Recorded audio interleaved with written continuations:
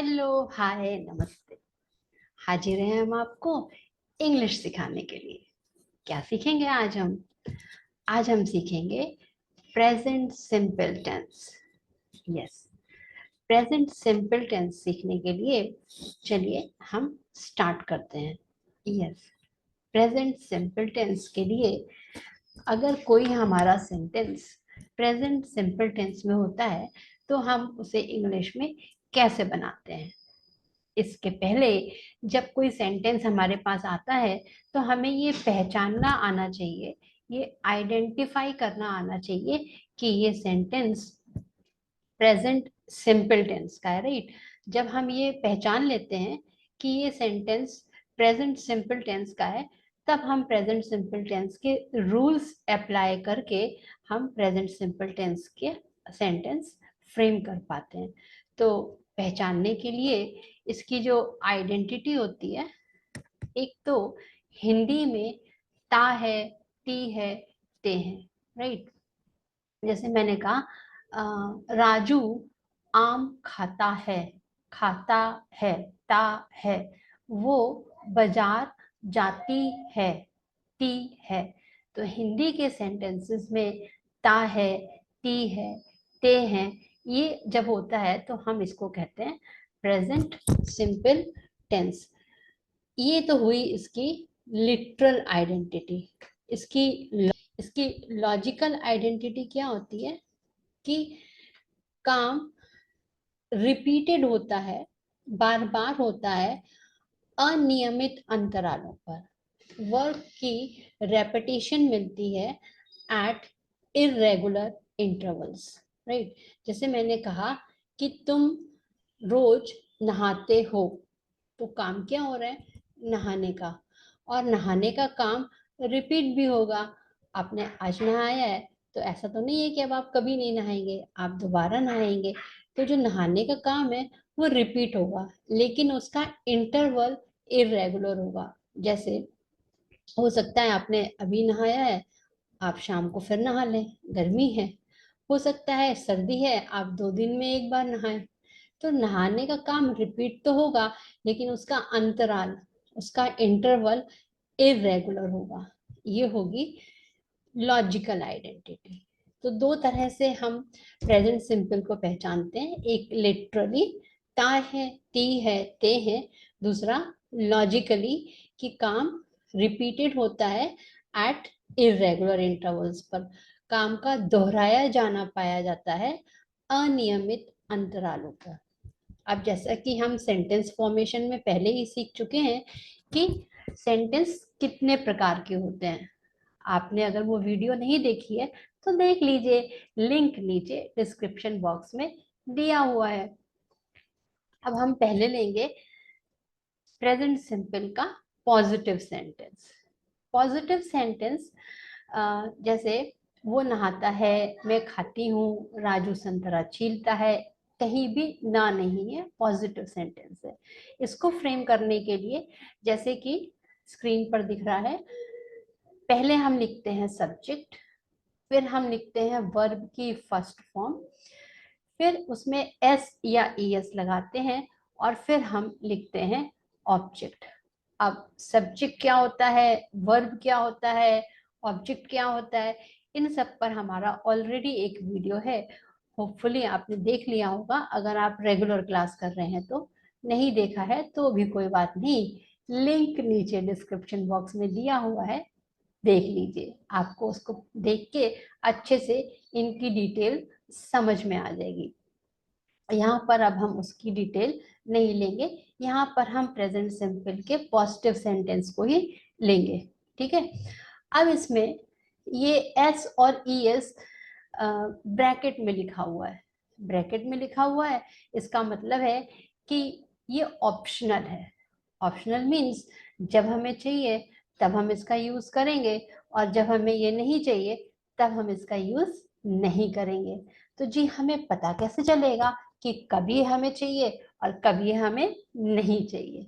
जी वो हमें पता यूं चलेगा कि when subject is singular, देखिए सब्जेक्ट को देखकर हम डिसाइड करते हैं कि हम क्या करेंगे, सिंगुलर प्लूरल, आपको पता है कि सिंगुलर सिंगल एक वचन, जब अगर आपका सब्जेक्ट सिंगुलर है, जैसे राम श्याम सीता ही शी, ये सब सिंगुलर है, एक है, तो अगर आपका सब्जेक्ट सिंगुलर है तो हम वर्ब के फर्स्ट फॉर्म में एस और ईएस ऐड कर देते हैं। लेकिन अगर सब्जेक्ट प्लूरल है, जैसे हम लोग, वी, वो लोग, दे, तो ये एक से ज्यादा है, plural means more than one, तो इसमें हम एस और ईएस ऐड नहीं करते हैं। तो इस बेस पर हम डिसाइड करते हैं कि इसमें एस और ईएस ऐड करना है या नहीं करना है, राइट। अब ये एस और ईएस ऐड करने के लिए यहाँ पे हमने प्लूरल के साथ आई और यू भी लिखा है। ये क्यों?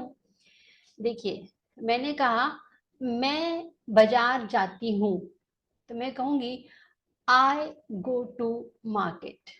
अब ये आई, मैं, सिंगुलर है कि प्लूरल? बट ऑब्वियस सिंगुलर है। तो जब रूल ये कहता है कि सिंगुलर के साथ एस और ईएस ऐड कर देते हैं, तो मैंने आई गो टू मार्केट कहा, आई गोज टू मार्केट नहीं कहा। क्यों? रूल के हिसाब से तो सिंगुलर के साथ एस और ईएस लगना चाहिए, लेकिन हम नहीं लगाते हैं। सिमिलरली मैंने कहा तुम बाजार जाते हो। अब तुम एक हो कि बहुत सारे? तुम तो एक ही हो, मीन्स की सिंगुलर, तो सिंगुलर के साथ एस और ईएस लगना चाहिए, लेकिन हम कहते हैं यू गो टू मार्केट। तो ये वेरिएशन क्यों? ये इसलिए कि आई और यू, ये दो ऐसे सब्जेक्ट्स होते हैं जो वेरी करते हैं। वेरी करते हैं का मतलब ये सिंगुलर प्लूरल के रूल्स के हिसाब से बार बार चेंज हो जाते हैं, ये स्ट्रिक्टली इसको फॉलो नहीं करते हैं, ये एक्सेप्शनली यूज होते हैं, राइट। जिसको हम थोड़ा मजाक की भाषा में कह सकते हैं कि आतंकवादी होते हैं, राइट। टेररिस्ट, जैसे टेररिस्ट कभी भी रूल्स फॉलो नहीं करते हैं, राइट। रूल फॉलो करेंगे तो फिर टेररिस्ट कैसे? तो लेकिन वो अपनी मर्जी से चलते हैं, जब जैसा मन होता है तब वैसा करते हैं। तो पूरी की पूरी इंग्लिश ग्रामर में अगर मैं कहूँ तो ये दो टेररिस्ट हैं, आतंकवादी हैं। कौन कौन से? आई एंड यू, राइट। ये है तो सिंगुलर, लेकिन रूल्स प्लूरल के फॉलो कर रहे हैं, और ये हर बार चेंज हो जाता है। जरूरी नहीं है कि ये हर बार सिंगुलर के रूल फॉलो करेंगे या ये हर बार प्लूरल के रूल फॉलो करेंगे। इसलिए हम इसको चेक करने के लिए सब्जेक्ट वर्ब एग्रीमेंट के लिए जो क्राइटेरिया लेते हैं वो लेते हैं singular, plural, I and you. ये चार हम चेक करते हैं कि हमारा सब्जेक्ट क्या है, वो सिंगुलर है या प्लूरल है, आई है या यू है। और जैसा रूल होता है, जैसा हम प्रेजेंट सिंपल में स्टेप बाय स्टेप आपको बताते जाएंगे, आप उसका यूज करके बड़े आराम से, बहुत इजीली, बड़े आसानी से आपका सेंटेंस फ्रेम कर लेंगे, राइट। तो इसमें जब आपका सब्जेक्ट प्लूरल आई यू होता है तो हम इसमें एस और ईएस ऐड नहीं करते हैं। अब ये हमने सीख लिया कि प्रेजेंट सिंपल का पॉजिटिव सेंटेंस फ्रेम करने का ये स्ट्रक्चर होता है। अब थोड़ी सी इसकी प्रैक्टिस कर लेते हैं। चलिए, मैं आपको कुछ सेंटेंसेस बोल रही हूँ और आप फ्रेम करिए। मैंने कहा, आप नोट करते जाइए। तुम कबाड़ी वाले को कबाड़ देते हो। मैं सब्जी वाले से सब्जी लेता हूँ। मम्मी कूड़ा वाले को कूड़ा देती है। पापा अखबार वाले से अखबार लेते हैं। तुम नाक खोदते हो। मैं गड्ढा खोदता हूँ। उसने खदान खोद सॉरी वो खदान खोदता है, वो खदान खोदता है।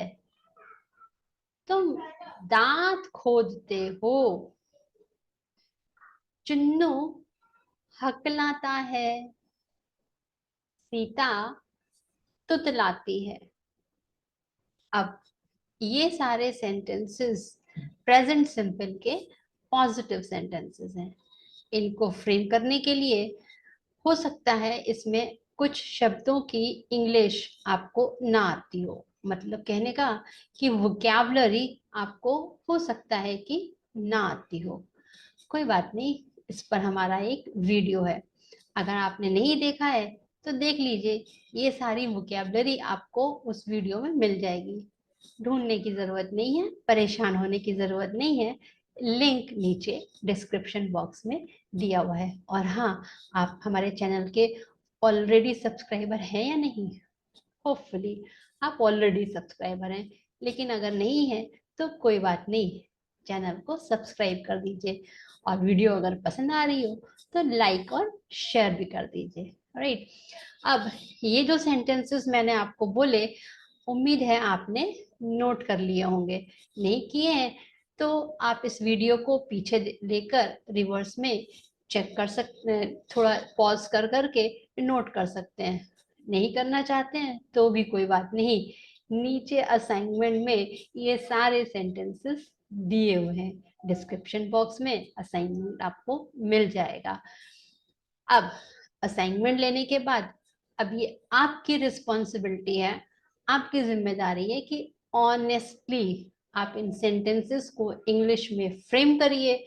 फिर असाइनमेंट में ही इसका आंसर भी दिया हुआ है, उससे अपने आंसर को टैली करके, चेक करके, मिला करके देख लीजिए कि आपने जो सेंटेंस बनाया है वो राइट है या रॉन्ग।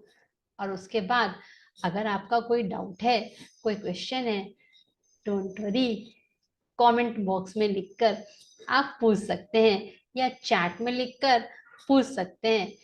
प्रीवियस लेसन्स का कोई क्वेश्चन हो तो वो भी आप उसी वीडियो के नीचे लिख सकते हैं, या इस चैट में भी नोट लिख करके आप हमें पूछ सकते हैं। हम भी आपके ही साथ हैं, आपके सारे सवालों का जवाब देने के लिए आपकी सेवा में हाजिर हैं।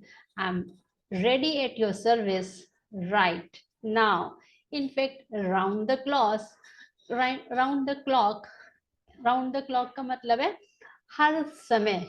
अरे भाई, ये आपको ऑनलाइन अवेलेबल है, आप जब चाहे तब देख सकते हैं, तो हो गया ना round the clock. Round the clock का मतलब फिर से बता देती हूँ, पूरे समय जब तक क्लॉक राउंड लेती रहती है ये क्लास आपके पास होती है। जब मर्जी खोलकर पढ़ लो, सीख लो, प्रैक्टिस कर लो। That's it for today's video. मिलते हैं नेक्स्ट वीडियो में।